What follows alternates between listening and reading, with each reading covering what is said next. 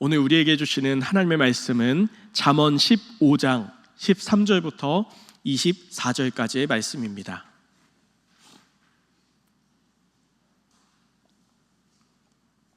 구약성경 926페이지 정도에 있습니다. 잠언 15장 13절부터 24절까지의 말씀인데 오늘은 13절부터 16절까지 교독하도록 하겠습니다. 마음의 즐거움은 얼굴을 빛나게 하여도 마음의 근심은 심령을 상하게 하느니라.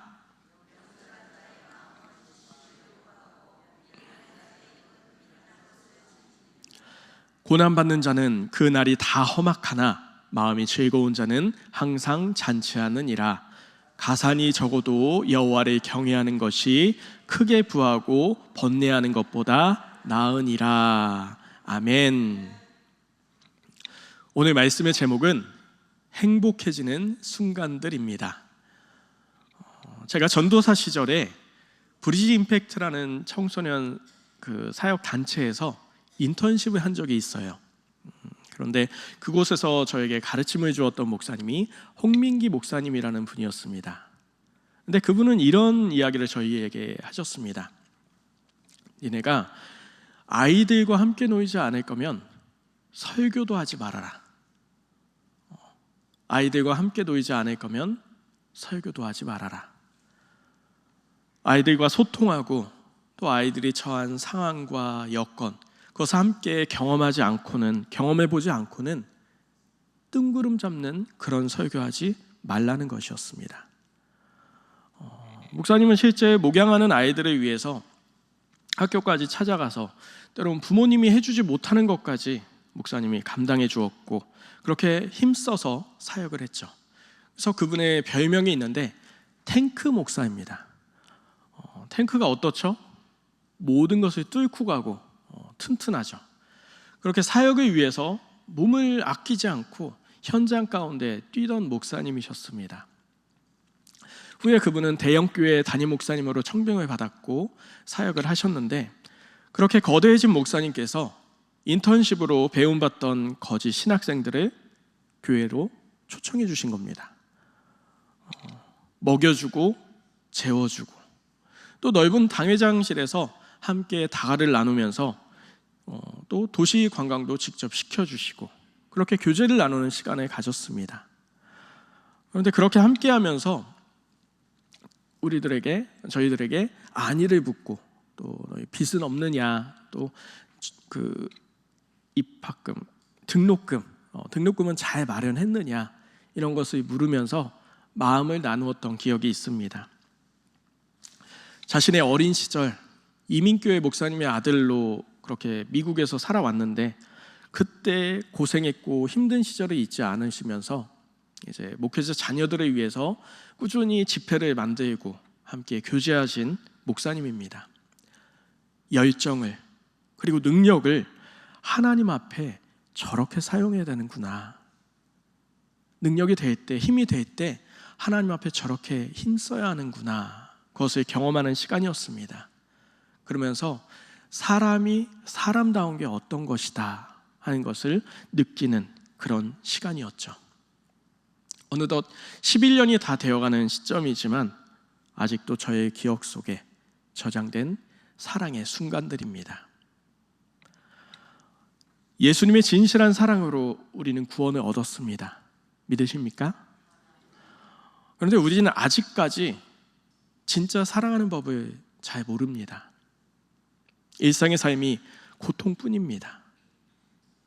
성경 곳곳에서는 사랑하라 말씀하지만 삶의 순간에 우리가 사랑하는 것은 익숙하지가 않습니다. 오늘 잠언은 우리에게 행복을 위해 사랑을 찾아 살아가는 방법에 대해서 구체적으로 말씀합니다. 먼저 16절부터 19절의 말씀을 간략하게 요약하면은 행복한 것은 가산에 달려있지 않다, 먹는 것에 달려있지 않다, 그러면서 노하기를 더디하여 다투지 않는 것이 좋다, 게으르지 말고 정직하게 살아라.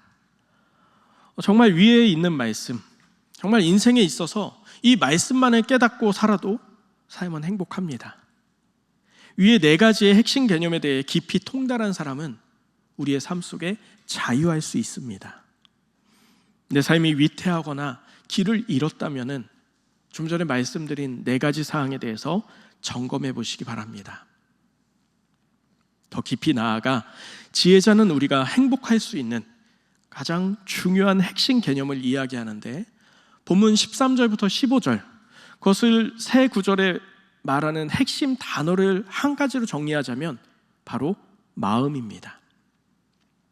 마음의 즐거움은 얼굴을 빛나게 하여도 마음의 근심은 심령을 상하게 하느니라. 명철한 자의 마음은 지식을 요구하고 고난받는 자는 그날이 다 험악하나 마음이 즐거운 자는 항상 잔치하느니라. 마음 먹기에 따라 달라지는 것이 생각입니다. 마음에 따라 육신의 건강이, 또 마음 먹기에 따라서 같은 날도 험악하게 되기도 하고 또 잔치, 파티가 되기도 하는 것이죠. 여기 마음이라고 번역된 히브리어는 레브라는 단어인데, 사람의 마음, 의지, 감정, 옳고 그름을 분별하는 양심이라는 뜻이 있는데, 저에게 가장 와닿았던 인상적인 의미는 이런 의미입니다. 바다 아주 깊은 곳의 중간 지점, 어떤 깊은 개념을 이해하는 중간 지점이라는 뜻. 마음만큼 변화무쌍한 게 없습니다. 그래서 그런 말을 하죠. 10개의 물속은 알아도 1개의 사람 속은 모른다. 사람의 마음을 깊은 바다로 비유하고 있는데, 바다의 중심에서 조금 위로 올라가면 수면을 향한다고 합니다. 반대로 바다 중심에서 조금 아래를 향하면 바다의 바닥을 향한다고 하는 것이죠. 이렇듯 나의 마음의 변화, 그 변화에 따라서 생각과 위치가 바뀌고 상황에 대한 인식이 바뀐다는 것입니다. 그래서 마음의 방향, 그 중심이 중요한 것이지요. 우리가 기존에 알고 있던 전통에 대해서 이야기해 볼까요? 여러분, 장가간다라는 말의 어원에 대해 알고 계신가요? 이 장가간다는 말은 사위가 장인에게 간다는 의미입니다. 조선 조선시대 전기에는 처가살이를 했다고 해요. 여자 살림살이나 옷장, 옷가지들이 더 많다 보니까 이를 간편하기 위해서 남자가 여자 쪽으로 가는 게 당시의 문화였다고 합니다. 근데 이것이 조선 후기로 오면서는 여자가 남자 집으로 가는 시집 가는 것으로 바뀐 겁니다. 그렇게 따지면 우리나라의 전통은 처가살이라는 것이죠. 조선 후기의 문화가 변해가는, 그러니까 장가가는 것에서 시집가는 것으로 이렇게 문화가 변해가는 과정 속에 지역에 따라 시간 차이가 나게 됩니다. 그러니까 서울은 이것이 자연스러웠다면 아직 안성이나 평택은 아직 정착되지 않은 그런 시간의 차이가 있었다는 것이죠. 그 과정 속에 대표적으로 비교되는 여성 2분이 있는데 바로 헌안설원과 신사임당입니다. 똑같은 조선 후기에 헌안설원은 시집을 갔고요, 신사임당은 친정에 거주합니다. 이에 따라서 두 사람의 운명은 극명하게 갈립니다. 헌안설원은 당시 천재 시인이었습니다. 그래서 그녀의 시가 중국인들에게 굉장히 많이 읽히고 인기를 누리게 됩니다. 그런데 이를 못마땅하게 여긴 시어머니께서 이 헌안설원에 대해서 남편 잡아먹는 여자라며 극심한 시집살이를 시키고, 그리고 거기에 더 나아가서 2 아이까지 죽게 됩니다. 그로 인한 충격 때문이었을까요? 헌안설원은 젊은 나이에 요절하게 됩니다. 반면에 심사임당은 자신의 친정에 거주하며 전폭적인 지지를 받습니다. 마음껏 작품 세계에 매진할 수 있었죠. 그래서 그녀는 조선의 어머니라 불림받고 꿈을 펼칠 수 있었습니다. 전통이라는 것도 사람이 만들고 또 편의에 따라 바뀌어가는 것이죠. 원래라는 말은 원래 필요 없는 말 같습니다. 이해하십니까? 이런 말을 많이 하는 분이 있죠. 원래 그렇지 않다, 원래 이렇다. 그런데 전통이라는 게 그 시대 속에 상황의 편의에 따라서 바뀌어 간다 생각했을 때 원래라는 게 무엇이 있겠습니까?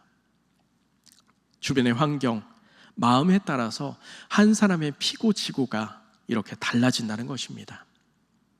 우리는 사람을 사랑하는 데 힘써야지 나의 이기심과 욕심으로 전통에 빗대어서 누군가를 올가매고 또 고통스럽게 하고 있지 않았는지 삶을 되돌아볼 수 있기 바랍니다. 그렇다면 이 사랑의 기준은 무엇일까요? 오늘 말씀 14절에 보면 명철한 자의 마음은 지식을 요구한다라고 합니다. 근데 여기 명철한이라는 히브리어는 빈이라는 단어로서 본질을 알거나 의미를 파악할 수 있다라는 뜻입니다. 한마디로 정의하자면 통찰력이라는 것이에요. 즉 하나님의 창조의 목적을 파악하는 것이죠. 그렇게 하나님의 창조의 목적을 파악한 사람은 원하는 바가 지식입니다. 여기 지식은 다하트라는 히브리어로 분별이라는 의미입니다. 그러니까 하나님의 창조의 목적을 통찰한 사람은 하나님께 구하는 바가 분별이라는 겁니다. 하나님의 기뻐하심을 입은 주의 자녀는 하나님께 구하는 내용이 다르다는 것이죠. 하나님을 내 성공의 앞잡이로 몰락시키는 것은, 그렇게 하나님의 앞잡이로, 하나님의 성공의 앞잡이로 몰락시키는 것을 대단한 믿음인 양 자랑하지 마시기 바랍니다. 하나님의 자녀는 하나님을 아는 통찰력이 있어서 하나님과 같은 뜻을 구하는 자입니다. 이 통찰력은 사람에게도 통하게 되어 있습니다. 하나님과 잘 지내는 사람은 사람과도 잘 지낸다는 것이죠. 만약에 내가 하나님과 관계는 좋다, 하나님의 은혜를 받아 누린다, 그런데 사랑과는 영 어색하다? 그러면 무언가 빠져 있는 겁니다.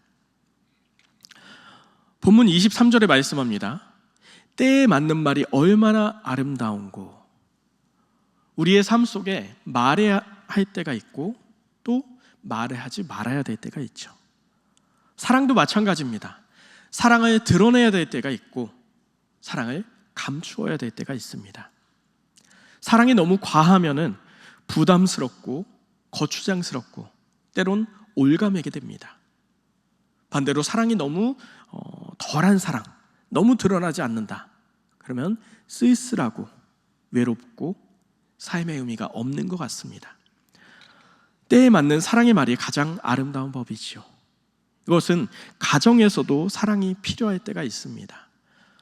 한 TV 솔루션을 본 적이 있는데 거기에 남편은 수상 가공품을 배달하고 또 횟집을 운영하면서 하루에 14시간 동안 일하는 분입니다.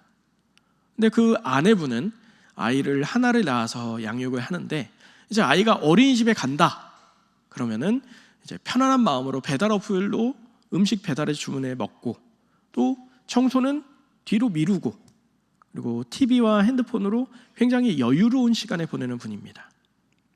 남편이 하루 일과가 다 끝나고 또 아이도 어린이집에서 돌아왔을 때 집안의 모습이 어떨까요?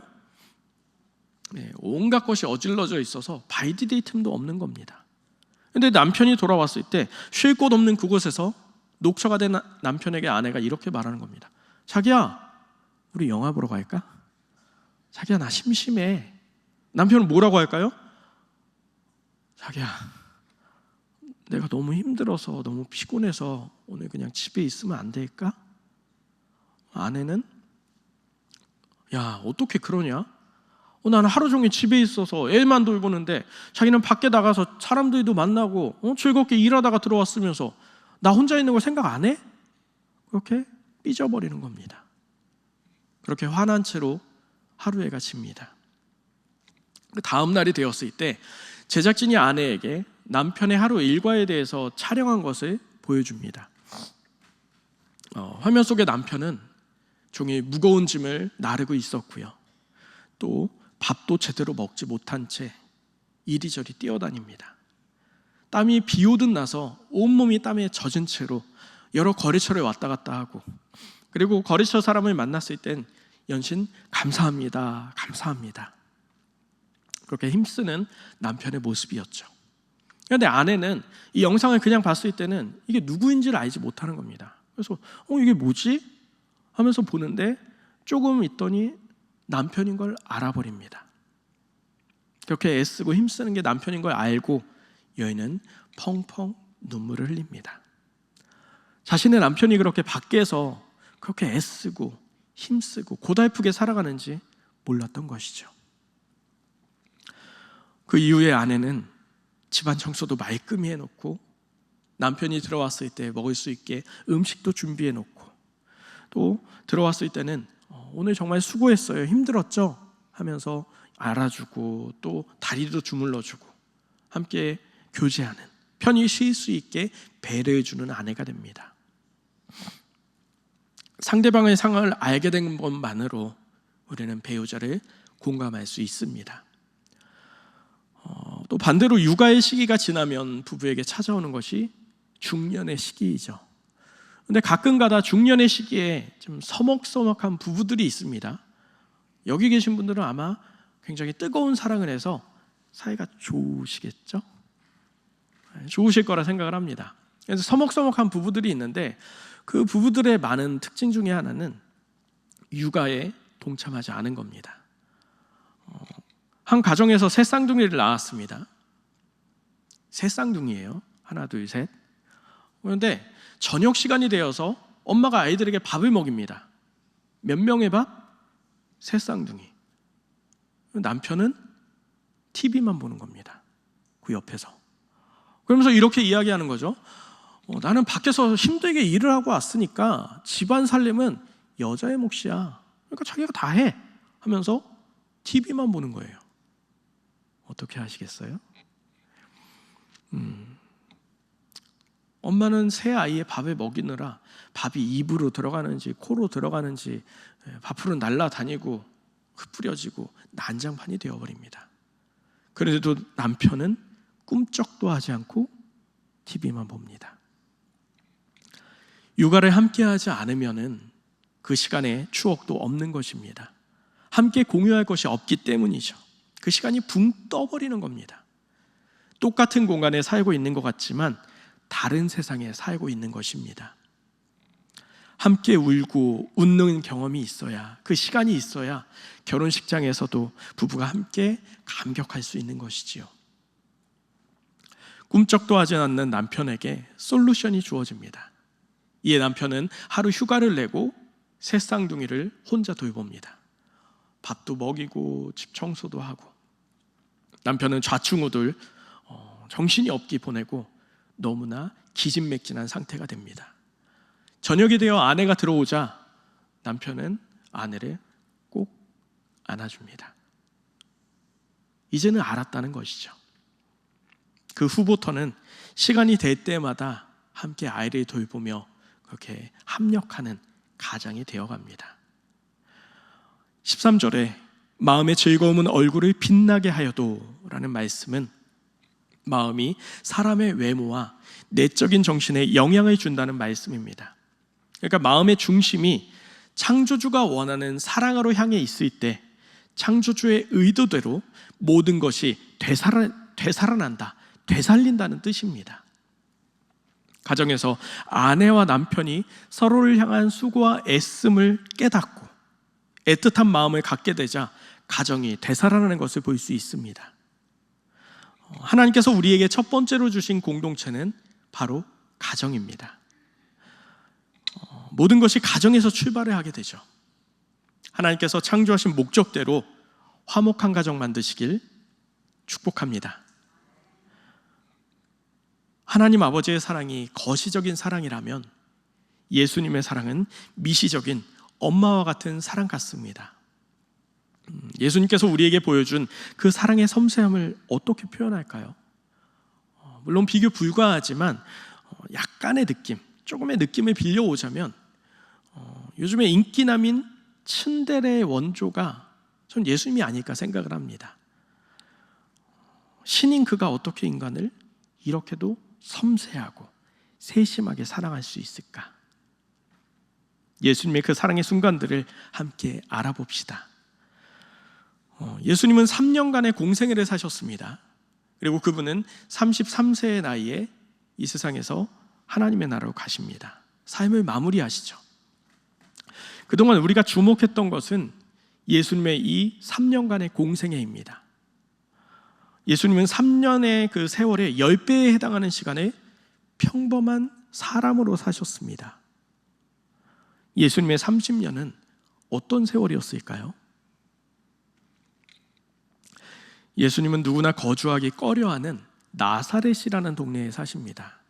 그렇게 꺼려하는 이유는 이 나사렛이라는 지방이 이방 땅과 가까웠고 또 이방인들도 섞여 살았습니다. 그렇다 보니까 순수 혈통을 중시하는 유대인들 입장에서는 저것들이 섞여 사네, 저 동네 안 되겠다 하면서 이방인의 땅으로 간주하고 무시와 경멸을 했다는 것이죠. 단지 그 동네 사람이라는 이유만으로 무시와 경멸을 당했던 게 나사렛 사람들입니다. 예수님은 그곳에 사셨습니다. 또 예수님의 아버지는 소박하고 신실한 사람이었습니다. 그런데 유대 전승에 따르면 이 예수님의 아버지 요셉은 AD 14년경에 생을 마감했다라고 이야기합니다. 그렇다는 것은 그때 예수님의 나이는 약 18세쯤이었다는 것이죠. 예수님께는 줄줄이 달린 6명의 동생들이 있었고요. 또 아버지와 함께 생계를 책임지던 장남이 이제는 혼자 생계를 책임져야 하는 그런 청소년 시기부터 집안에 건사하는 사람으로 살아갔다는 것입니다. 당시 아들들이 아버지의 직업을 대물림하던 관습에 따라서 예수님도 목수가 됩니다. 그런데 그는 왜 하필 목수의 아들로 태어나서 목수가 되었을까요? 예수님의 직업이 목수였다 하는데 목수라고 했을 때 이게 정확히 뭔지 좀 와닿지가 않았습니다.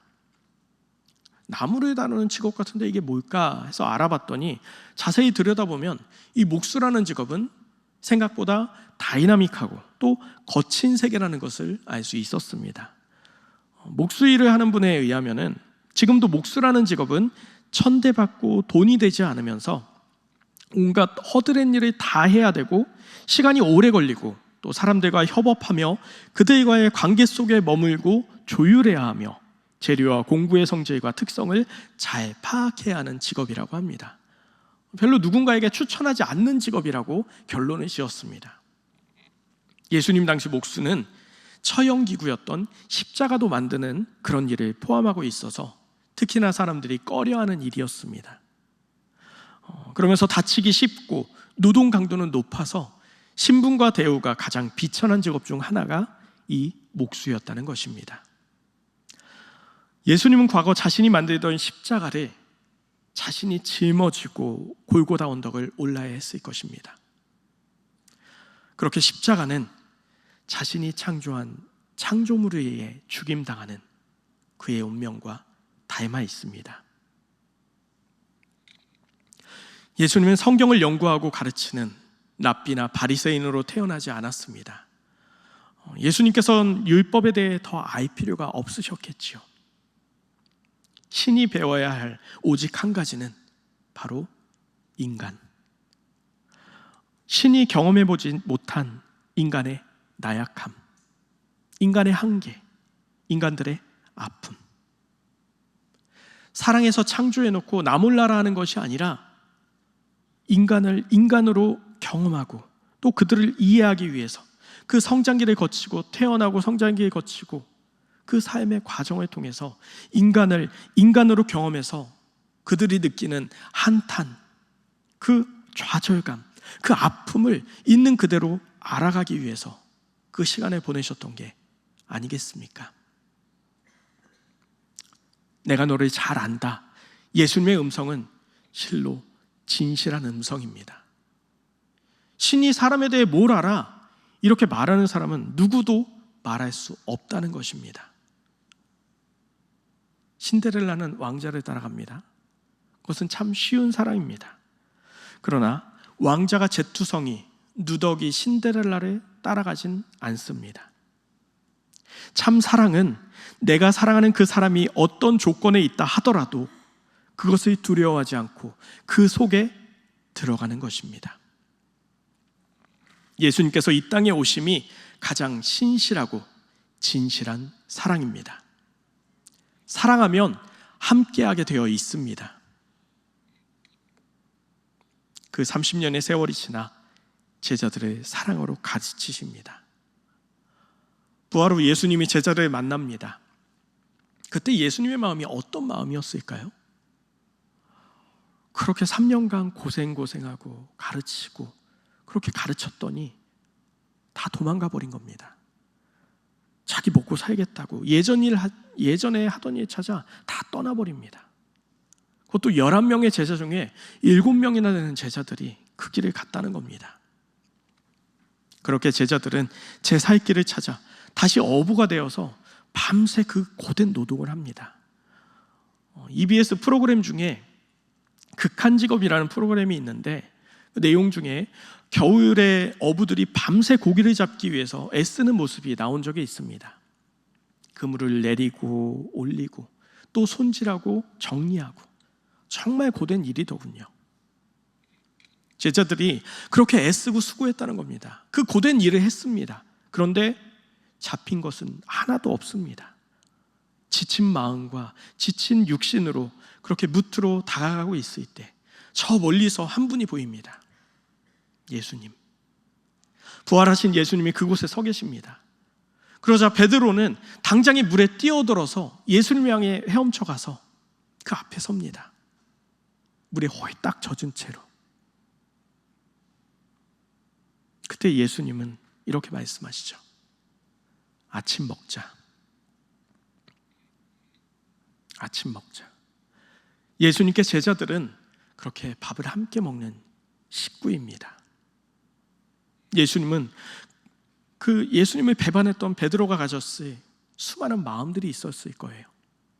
미안함, 부끄러움, 그리움, 그리고 다시 돌아온 스승에 대한 반가운 마음을 보신 예수님은 야, 네가 어떻게 나한테 그럴 수 있냐?